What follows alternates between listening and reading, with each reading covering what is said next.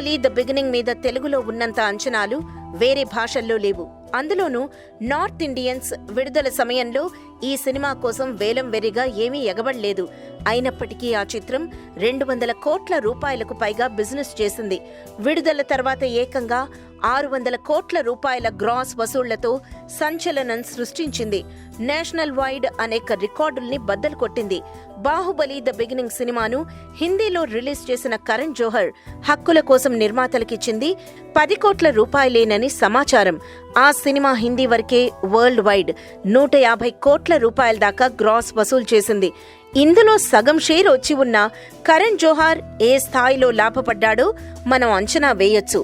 ఈ నేపథ్యంలోనే Baahubali the conclusion కోసం చాలా పెద్ద మొత్తంలోనే చెల్లించాడట కరణ్. ఆ మొత్తం 120 కోట్ల రూపాయలని సమాచారం. తొలి భాగంతో పోలిస్తే ఇది చాలా పెద్ద మొత్తంగా కనిపించొచ్చు.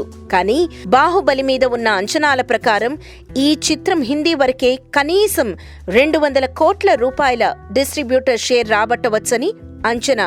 అన్ని భాషల శాటిలైట్ రైట్స్, ఇతర హక్కులు అన్నీ కలుపుకుంటే బాహుబలి ద కన్క్లూజన్ లెక్క ఈజీగా 500 కోట్ల రూపాయలు దాటేస్తుందని అంచనా వేస్తున్నారు.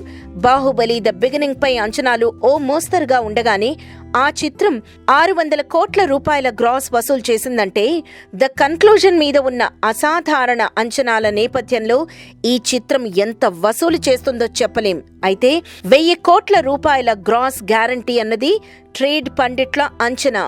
Please subscribe TFC Media channel for more information and latest current updates. Thank you. Do subscribe to TFC Media channel for more celebrity updates. Hi guys, in Minikali, all the best to TFC Media.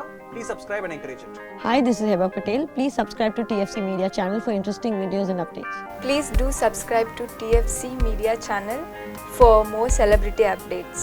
For more celebrity updates, please subscribe to TFC Media. Hi, this is actress Nandita Shweta, TFC Media Private Limited. All the best.